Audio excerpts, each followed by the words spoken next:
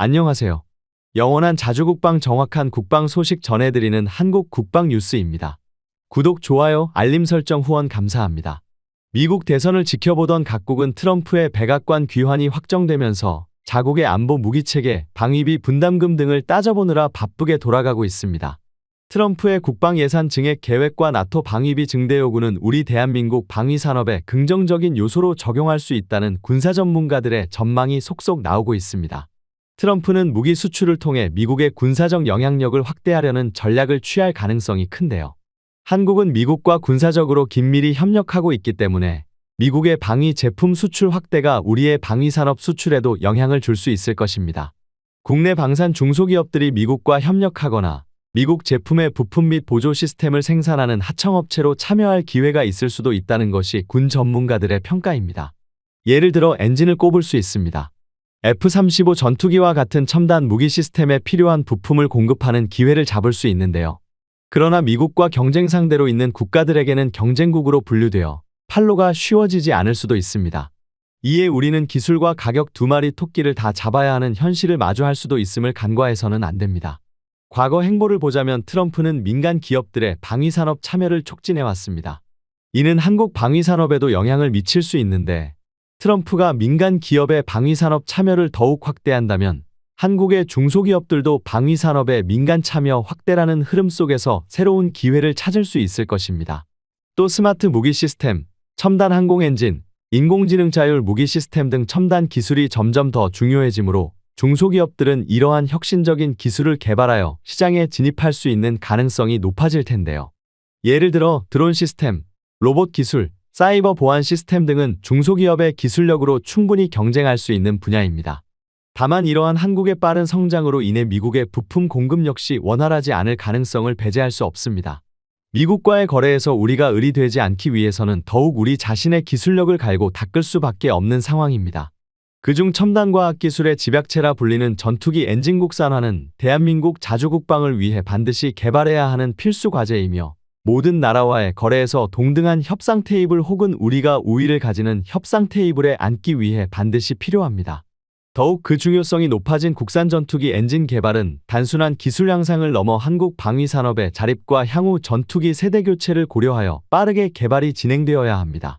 이러한 전투기 엔진 개발 사업은 단순한 기술 개발을 넘어 경제적 파급 효과 또한 막대합니다. 보람의 전투기의 경우 쌍발 엔진으로 구성되어 엔진 개발 및 유지 비용이 대당 120억 원 이상에 달할 것으로 예상하며 자체 개발 성공 시 수입 대체 효과만 아니라 수출 경쟁력에서도 큰 강점이 될 전망입니다.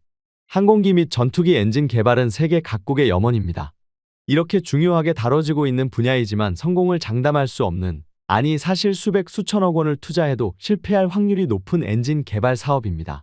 대만의 경우를 간단히 볼까요? 대만 중산과학원은 2018년부터 2023년까지 베가 프로젝트 1단계라는 코드명으로 17억 1천만 대만 달러 이상을 책정해 항공기 엔진의 첨단 핵심 기술을 연구개발했습니다.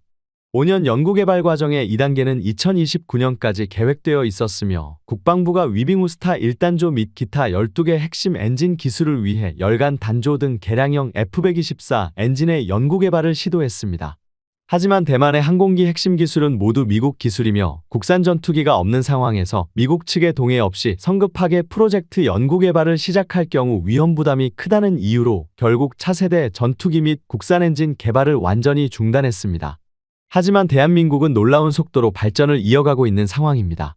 심지어 최근 아미 레코그니션에서 KF-21에 대해 스포트라이트하며 집중보도했는데요. 요약하자면 한국의 블록원 초도 배치 이전까지 전체 시험 비행 일정 중 1000소티 이상을 가장 안전하게 성공했고 세계에서 가장 안전한 5세대 전투기로 자리 잡기 시작한 대한민국의 KF-21이라는 인상적인 표현을 사용했습니다. 그리고 새해 들어 들려오는 소식은 하나와 두산은 최근 국방과학연구소가 발주한 첨단 엔진 개발 관련 개념 설계 프로젝트에 참여해 검증을 완료했습니다. 두 회사는 본격적인 연구개발을 뜻하는 기본 설계 과정에 각각 돌입하여 방위사업청에 일감을 따내려는 계획을 세우고 있습니다. 방위사업청은 앞으로 10년간 최소 3조 원을 투자해 추력 1만 5천 파운드급 엔진을 개발할 방침입니다. 이는 지난 6월에 생산이 시작된 한국형 전투기 KF-21의 엔진과 같은 수준입니다.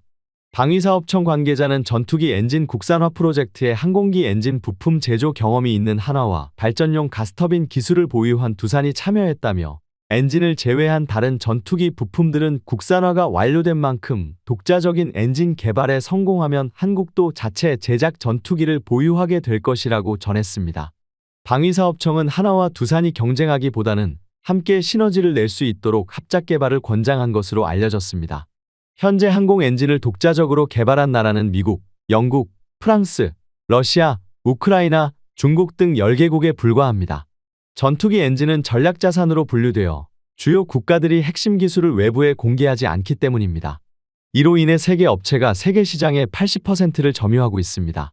KF-21에 장착되는 엔진 역시 제너럴 일렉트릭의 라이선스가 적용되어 있어 한국 항공우주산업 카이가 자유롭게 수출할 수 없습니다. 항공 엔진의 핵심 기술은 외부에 이전할 수 없는 구조로 영국 롤스로이스와 미국의 제너럴 일렉트릭 및 프레센 휘트니사가 독점하고 있습니다. 전투기 엔진 독자 개발은 한화가 오랫동안 추진해온 사업입니다. 2019년 미국 항공 엔진 부품회사인 이닥을 3억 달러에 인수한 것도 독자 엔진 개발을 위한 전략적 결정이었습니다. 한화는 이닥 인수를 통해 엔진 외형이 고형체 제조 기술과 핵심 부품인 엔진 회전체 제조 역량을 확보했습니다. 김종훈 한화에어로스페이스 USA 글로벌 엔지니어링 팀장은 회전체 기술 확보로 항공 엔진에 필요한 모든 철강 부품을 자체 생산할 수 있게 되었다며 추가로 110개 이상의 미국 항공 엔진 부품 제조 네트워크도 구축했다고 밝혔습니다. 업계는 한화가 항공 엔진과 관련된 기술을 상당 부분 습득한 만큼 몇몇 부족한 기술만 보완하면 독자 생산이 가능할 것으로 전망하고 있습니다. 한화는 엔진 개발에 박차를 가하기 위해 현재 250명 수준인 연구 인력을 2028년까지 800명으로 확대하기로 했습니다. 또한 엔진 부품사업부와 항공사업부 미래 항공연구소를 통합하여 항공엔진 사업부를 새로 설립했습니다. 두산도 3월 주주총회에서 항공기 엔진 제작을 사업 목적에 추가하는 등 독자 엔진 개발에 주력하고 있습니다. 발전용 가스터빈 제조 기술을 전투기 엔진에 적용할 계획입니다. 이처럼 주요 제조사들과 현지 협력을 통해 기술을 축적해 100% 국산화를 이루겠다는 목표입니다. 한화그룹은 항공 엔진 기술 국산화의 속도를 높이고 있습니다. 한화에어로스페이스는 지난 4월 1만 대 생산 기념행사와 함께 KF-21 전투기 엔진 및 6세대 전투기 엔진 개발을 위한 공장 착공식을 진행했습니다. 2025년까지 약 400억 원을 투자해 5천여 평 규모의 새 공장을 완공할 계획입니다. 한화에어로스페이스는 24,000파운드급의 초고성능 엔진을 개발하여 KF-21 블록3뿐만 아니라 차세대 전투기에 공급할 계획입니다. 전투기 관련 기술이 폐쇄적으로 관리되는 점과 대만의 전투기 엔진 개발 포기 사례를 보면 우리가 얼마나 어려운 길을 가고 있는 것인지 알 수 있습니다. 한국이 수많은 리스크와 개발 비용 외에도 우리가 엔진 자립을 포기할 수 없었던 데엔 몇 가지 경제적, 군사적인 전략이 숨어 있습니다. 우선 우리가 전투기 엔진 개발에 성공한다면 성능 측면에서의 향상은 물론 다양한 경제적 이익이 뒤따르기 때문입니다. 새로운 엔진의 출력은 현재보다 증가하여 최대 18,000에서 2만 파운드 급으로 예상되고 있습니다. 이 경우 전투기의 속도, 기동성, 항속거리, 무기 탑재 능력 등이 모두 늘어나게 됩니다. 이는 다양한 전술 상황에서 더 유연하게 대응할 수 있으며 작전 범위와 효과를 확대하는 중요한 효과도 얻을 수 있습니다. 둘째, 독자 엔진을 사용하게 되면 우리 군의 전술적 요구에 맞춰 엔진을 최적화할 수 있습니다. 셋째, 국산 엔진은 유지보수와 수리 작업을 국내에서 직접 처리할 수 있게 하여 신속한 대응과 비용 절감을 가능하게 합니다. 이는 전투기의 가동률을 높이고 전반적인 운용 효율성을 향상하기 때문에 더 적은 예산으로 더 많은 전투기를 운용할 수 있는 장점이 됩니다. 우리가 목표로 18,000에서 1만 파운드급 엔진의 성능은 세계 최강의 전투기로 꼽히는 F-22 랩터와 F-35A 전투기의 엔진 성능에 필적하고 있습니다. KF-21 전투기에 탑재될 미국 지휘사 F-414 엔진은 최대 추력 18,000파운드를 제공하며 이는 전투기의 고속 기동성과 뛰어난 상승 능력을 보장할 뿐만 아니라 고효율 터보팬 기술로 인해 긴 항속거리와 장시간 비행이 가능하며 다양한 공중 기동을 빠르고 유연하게 수행할 수 있는데요. 그리고 오랫동안 사용했던 엔진인 만큼 고온, 고압 환경에서도 높은 내구성을 자랑하여 신뢰할 수 있는 엔진으로 알려져 있습니다. 그래서 대한민국이 목표로 하는 엔진이 현재 KF-21에 탑재된 F-414 엔진과 동일하거나 약간 상회하는 엔진으로 목표를 설정한 것입니다. 한국 한화에어로스페이스는 3단 팬과 6단 압축기, 1단 고압 터빈 및 1단적 터빈으로 구성된 15,000파운드급 엔진을 소개했습니다. 이번 엔진 개발은 향후 6세대 전투기로 발전을 고려한 것으로 현재 사용하고 있는 F414 엔진을 대체하고 미래에 필요한 고출력 전력 공급을 가능케 할 것입니다. 하지만 대만이 최근 차세대 전투기 개발과 엔진 자립을 포기한 사례를 보면 전투기 엔진 자립이 얼마나 어려운 도전인지 알 수 있습니다. 기체의 형상 구조와 세부 성능, 재원이 다르기 때문에 절대적인 비교는 어렵지만 우리가 개발할 18,000에서 2만 파운드급 엔진을 장착한 전투기를 보면 그 성능을 대략적으로 알 수 있습니다. 그리고 또 먼저 알아야 할 게 있습니다. 그것은 바로 추중대중량 미와 익면하중입니다. 먼저 전투기의 추중대중량 미는 엔진의 추력대 중량 비율을 나타내는 단어인데 이는 전투기 성능의 중요한 지표 중 하나입니다. 추중비가 높을수록 전투기는 더 빠르게 가속하고 더 날렵하게 기동할 수 있습니다. 예를 들어 추중비가 1 이상인 전투기는 수직으로 상승할 수 있습니다. 더 쉽게 말해 추정비가 매우 중요한 요소라고 평가할 수 있는데요. 높은 추중비는 전투기가 적의 공격을 회피하거나 신속히 대응할 수 있는 능력을 제공하며 공중전에서의 우위를 점하는 데 중요한 역할을 합니다. 또한 전투기가 더 많은 무기와 연료를 탑재하고도 기동성을 유지할 수 있게 하여 작전 범위와 지속시간을 확장하는 데 기여합니다. KF-21과 유사한 엔진을 장착한 F-18 슈퍼 호넷의 엔진은 최대 22,000파운드의 추력을 제공합니다. 이 전투기의 공모 중량은 약 31,811파운드이며 최대 이륙 중량은 66,000파운드입니다. 공허 중량 상태에서의 추중비는 약 0.935로 계산되는데요. 슈퍼호넷은 높은 추력과 뛰어난 기동성을 제공하며 다양한 무기 시스템을 탑재할 수 있는 다목적 전투기입니다. 슈퍼호넷의 엔진은 고온, 고압 환경에서의 높은 내구성을 자랑하며 긴 항속거리와 장시간 비행이 가능합니다. 이와 더불어 세계 최강의 멀티롤 전투기로 불리는 F-35의 라이트닝 또는 프렛 앤 휘트니 엔진을 탑재하고 있으며 이 엔진은 최대 33,000파운드의 추력을 제공합니다. F-22 랩터는 5세대 스텔스 전투기로 단일 엔진으로 매우 높은 추력을 제공하며 전투기의 고속 기동성과 뛰어난 상승 능력을 보장합니다. 한국은 이러한 엔진 기술을 표방하여 더욱 높은 성능의 엔진을 개발해내는 것이 목표입니다. 전투기 엔진 개발의 성공은 이런 눈앞에 가시적이고 단기적인 효과 외에도 국제 방산 시장의 경쟁력도 크게 끌어올릴 것입니다. 이는 KF-21의 수출이 더 자유로워지며 수출 협상이 쉬워진다는 것을 의미하게 되는데요. 수출 제한이 사라지면 한국은 KF-21 전투기를 보다 다양한 국가에 수출할 수 있습니다. 또한 엔진 자체 생산뿐만 아니라 부품 공급망의 국산화로 인해 생산과 유지보수 비용도 절감되는데 이를 통해 KF-21의 가격 경쟁력을 높이며 국제시장에서 더욱 매력적인 선택지가 될 수 있습니다. 또한 국산 엔진은 KF-21 전투기가 5세대, 6세대에 이르는 전투기로 개량될 수 있는 잠재력을 제공합니다. LIG넥스1과 한화에어로스페이스가 공급하는 무장과 엔진은 국산화된 기술로 개발되었으며 이는 자주국방의 중요한 밑거름이 될 것입니다. 국산화된 부품의 유지보수는 국내 엔지니어가 신속하게 처리할 수 있어 외산 부품 의존 시 발생하는 공백 없이 안정적인 전력 운용이 가능합니다. 전 세계적으로 전투기에 탑재할 엔진 공급이 지연되는 가운데 우리 방산업계가 항공엔진 국산화에 출사표를 던졌고 한화에어로스페이스와 두산에너빌리티 등 엔진 기술을 갖춘 국내 기업들이 방위사업청의 첨단 항공엔진 관련 로드맵 발표에 발맞춰 항공엔진 개발에 열을 다하고 있습니다. 엔진 개발에 성공하면 군수 민수용 등 다양하게 활용할 수 있으며 엔진 공급망 우려 해소와 엔진 산업 생태계가 조성되는 효과도 얻을 수 있는데요.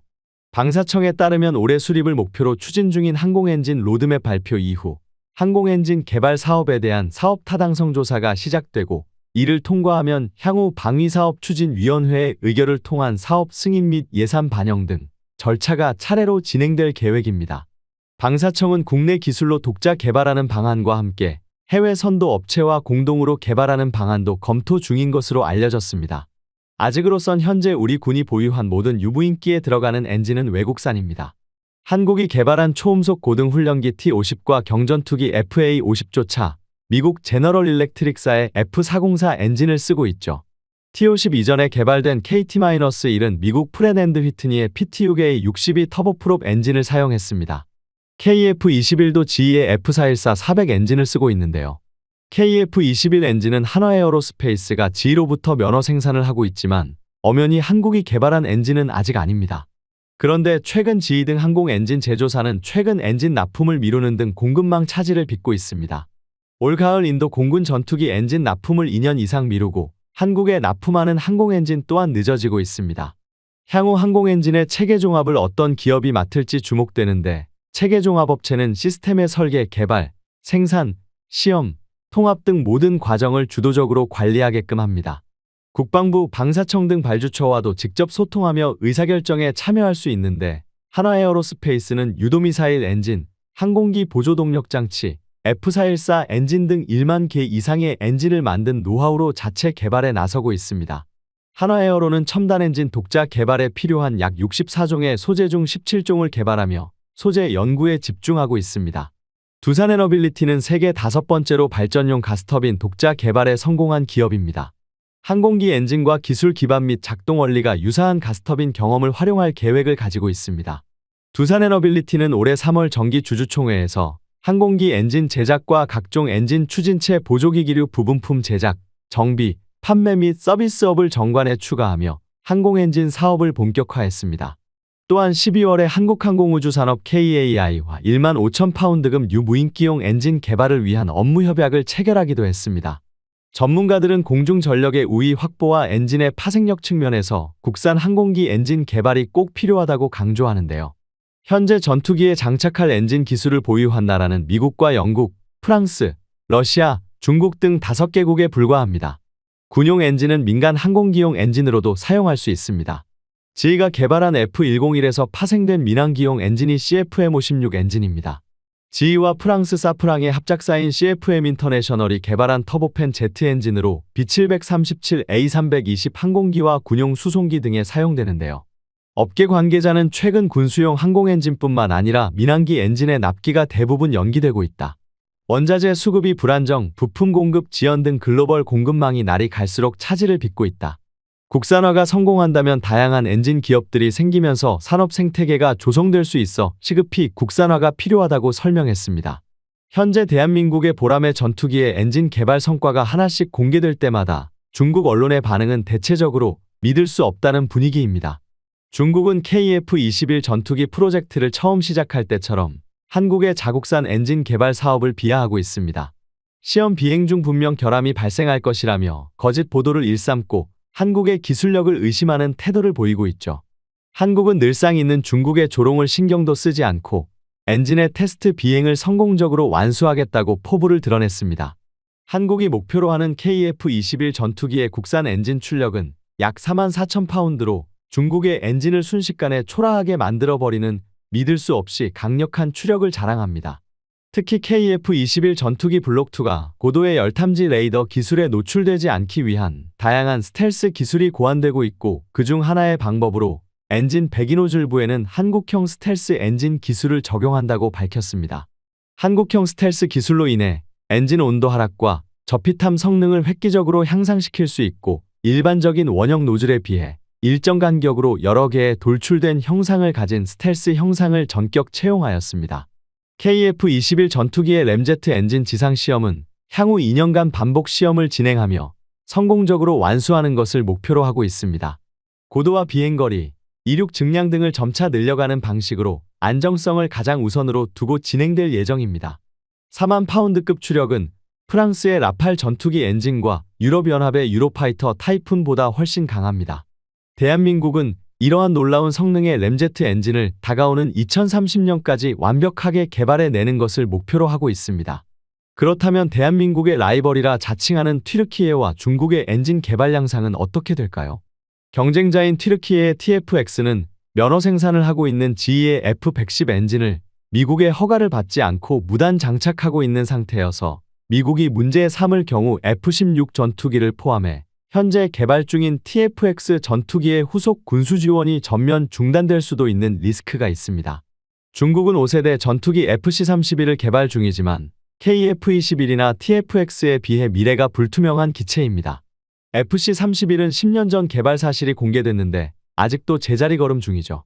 기껏해야 모형 깍듯 디자인만 달리해서 시제기라는 이름으로 일반에 공개하고 있지만 중국 국방부는 차기 기종으로 채택한다거나 구체적 재원 등 기종과 관련한 구체화한 것이 거의 없다고 해도 무방합니다.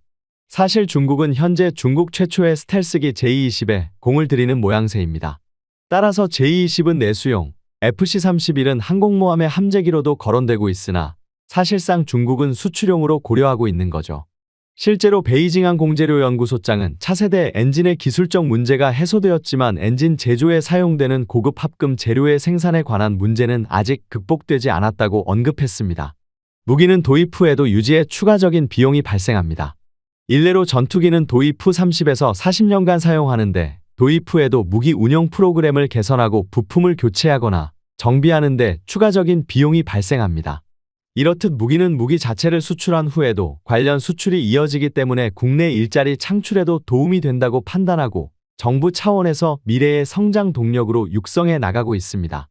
2023년 방산 수출 수주를 통해 18만 개의 일자리가 창출되고 60조 원의 생산 유발 효과가 나타난 것으로 추산되고 있습니다. 한국 정부는 2027년까지 세계 방산 수출 점유율 5%를 넘어 세계 4대 방산 수출국으로 도약한다는 목표를 세웠습니다. 정부는 방위 산업 생태계 경쟁력 강화를 위해 핵심 소재 부품 기술 개발을 추진하는 한편 민과 군의 기술 협력에 2027년까지 1조 원 이상을 투입하겠다고 밝혔습니다. 한국의 방위 산업이 발전한 계기는 무엇이었을까요? 남북으로 분단된 이래 남한과 북한은 군사적 긴장을 이어오고 있습니다. 우리나라 만 18세 이상 남성에게는 일정 기간 동안 군 복무를 해야 하는 병역의 의무가 주어집니다. 남북 군사적 대립이라는 역사적 맥락 속에서 다른 나라의 도움 없이 자국을 스스로 지키는 자주국방을 이루는 일은 어느 정부가 집권을 하건 항상 중요한 과제였습니다. 자주국방을 목표로 한국 정부가 방위 산업을 육성하게 된 계기는 1971년에 있었던 주한미군 약 2만 명의 철수였습니다. 스스로 나라를 지킬 수 있는 군사력을 갖추지 못한 상태에서 주한미군이 갑작스럽게 철수하자 국가 안보에 심각한 위기가 발생했습니다. 이때부터 정부는 자주국방을 목표로 고도화된 무기의 개발과 생산에 노력을 집중하게 됩니다. 정부 주도로 중화학공업 육성이 1973년부터 본격적으로 시작되었는데 이는 무기의 일종인 중화기를 생산하려면 중화학공업의 시설 확충이 무엇보다 중요했기 때문입니다. 한국 방위 산업이 고도화된 것은 불곰 사업과도 연관이 있습니다. 불곰 사업은 1991년 한국 정부가 소련에 빌려준 뒤 돌려받지 못한 경제 협력 차관의 일부를 러시아 무기로 대신 받기로 한 국가 사업을 의미합니다. 최신 무기는 수출을 했다가 다른 나라로 기술이 유출될 수 있다는 우려로 수출이 통제되는 편입니다. 이로 인해 방위 산업을 육성하고 싶어도 그렇게 하지 못하는 국가도 많습니다. 이런 측면에서 러시아의 최신 무기와 기술을 확보한 것이 우리나라 방위 산업 발전의 또 하나의 기회가 되었다고 볼 수 있습니다. 한국은 각종 첨단 무기 개발에 필요한 조선, 반도체, 정보통신 분야의 기술력과 생산시설을 갖추고 있습니다. 따라서 이들 산업을 방위 산업과 연계하면 산업 간 시너지 효과도 클 것으로 예상되고 있습니다. 자주국방을 이루기 위한 국가적 차원의 과제를 넘어 한국의 방위 산업이 미래의 성장 산업으로 굳건히 자리매김할 수 있을지 귀추가 주목되고 있습니다. 지금까지 한국 국방 뉴스 시청해주셔서 감사합니다. 구독, 좋아요, 알림 설정 해두시면 언제나 좋은 소식 전해드리겠습니다. 즐거운 하루 보내세요.